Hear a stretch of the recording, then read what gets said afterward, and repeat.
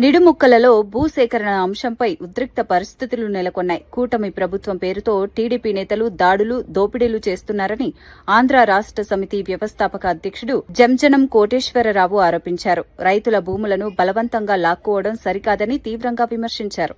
ఈ సందర్భంగా ఆయన మాట్లాడుతూ భూసేకరణ చట్టాల ప్రకారం రైతుల అనుమతితోనే భూములు తీసుకోవాలని చెప్పారు. టీడీపీ వాళ్ళ దాడులు, వాళ్ళ దౌర్జన్యాలు, వాళ్ళు దోపిడీ ప్రభుత్వంలాగా వ్యవహరిస్తా ఉన్నారు. చాలా చోట్ల నేను గమనిస్తానే ఉన్నా. ఎందుకు వీళ్ళు ఇలా వ్యవహరిస్తున్నారు అంటే మాకేదో తిరుగులేదు, బీజేపీ కవచం కప్పుకొని ఉన్నాము, మమ్మల్ని ఎవరేం చేయలేరు అని వాళ్ళు ఒక అహంకారంతో, పెద్ద దృఢమైన అహంకారంతో ఉన్నారు.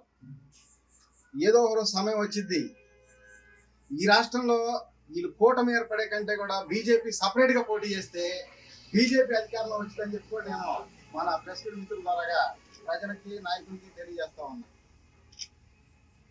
ఈ యొక్క టీడీపీ అహంకారం వలన బీజేపీకి, జనసేన కూడా చెడ్డ పేరు వచ్చింది ఇదే వరడి కొనసాగితే. ఎందుకంటే ఇన్నర్ రింగ్ రోడ్ అంటారు, అవుటర్ రింగ్ రోడ్ అంటారు, భూములు తీసుకోవడం తప్ప మనం ఏదైనా ప్రజలకు మంచి చేద్దాం, రైతులకు మంచి చేద్దాం అని చెప్పి ఆలోచన ఎక్కడ కనపడతారు. 12 సంవత్సరాల నుంచి ఈ పూలింగ్ తీసుకుని అమ్ముకున్న తప్పితే వాళ్ళు సొంతంగా ఎక్కడైనా సరే ఒక్క రోడ్డు భూసేకరణ చేసి వేసారా చూడండి. ఎక్కడైనా ఒక్క రోడ్డు భూసేకరణ చేసి ఈ రాజధానిలో వేసారా?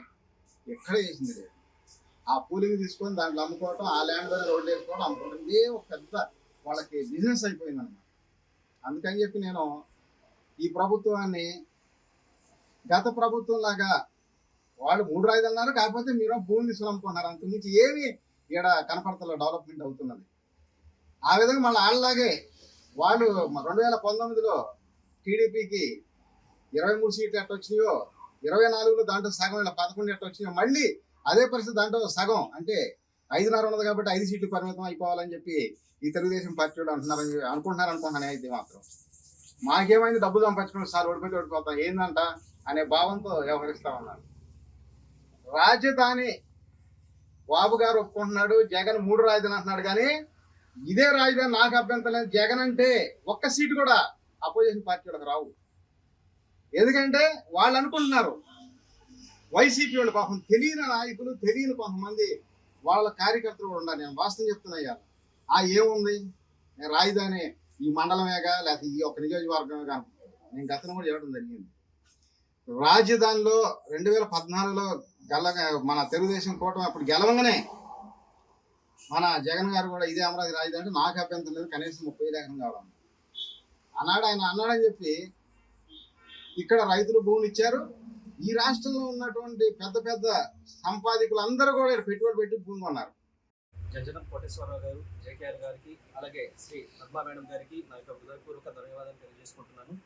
అలాగే ఈ యొక్క కార్యక్రమానికి విచ్చేసినటువంటి నా యొక్క మీడియా సోదరులందరికీ కూడా పేరుతో నమస్తే తెలియజేస్తున్నాను. అలాగే ఈ యొక్క ఈరోజు ప్రెస్ మీట్ పెట్టిన కారణం ఆల్రెడీ సార్ ముందు చెప్పడం జరిగింది. ఇందులో ఏదైతే మన యొక్క ప్రధాన డిమాండ్స్ ఉన్నాయో, ఈ సమస్యల్ని కూడా ఆల్రెడీ ఇంతకుముందు మేము ఇప్పటి వరకు ఇది 300వ రోజు అనమాట. ఇప్పటి వరకు మేము ఈ యొక్క దీక్ష చేస్తున్నప్పటికీ కూడా ప్రభుత్వం వారు మాకు ఎటువంటి యొక్క సమాధానం అనేది చెప్పడం లేదు. కాబట్టి అదే మేము శాంతియుతంగా చేసినటువంటి ఈ యొక్క దీక్ష మరింత ముందుకు ప్రభుత్వం వారు మాకు స్పందించే వరకు మేము ముందుకు తీసుకెళ్తామని చెప్పి కూడా మనం చేస్తున్నాం. అలాగే మా యొక్క ప్రధాన డిమాండ్లు ఏవైతే ఉన్నాయో, అలాగే గత 2వ ల్యాండ్ పూలింగ్ లో నష్టపోయినటువంటి రియల్ ప్రమోటర్స్ ఎవరైతే ఉన్నారో వాళ్ళందరికీ కూడా నష్టపరిహారం చెల్లించాల్సిందిగా, అలాగే ఎకరానికి ₹1,00,00,000 లేదా 1250 గజాలు అనేది ఇవ్వాలని చెప్పేసి కూడా మా యొక్క సిద్ధాంతాల్లో మేము ఆల్రెడీ మెన్షన్ చేశాము.